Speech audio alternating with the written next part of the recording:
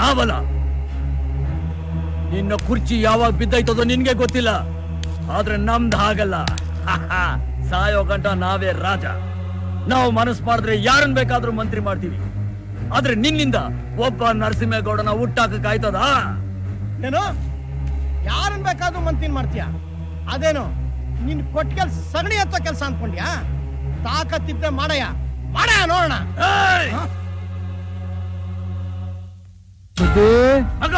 ಅಪ್ಪಯ್ಯ, ಇವನನ್ನ ಕರ್ಕೊಂಡೋಗಿ ಎಲೆಕ್ಷನ್ ಅಲ್ಲಿ ನಿಲ್ಸು. ಊರಿನ ಜನಗಳಿಗೆ ಹೇಳು ಇವನ್ ಮಂತ್ರಿ ಆಗ್ಬೇಕು. ನಾವ್ ಹೇಳಿದೀವಿ ಅಂತ ಹೇಳು, ಮಂತ್ರಿ ಆಗ್ತಾನೆ. ನೀ ನುಡಿದರೆ ಹೊನ್ನುಡಿಯದು ಮರು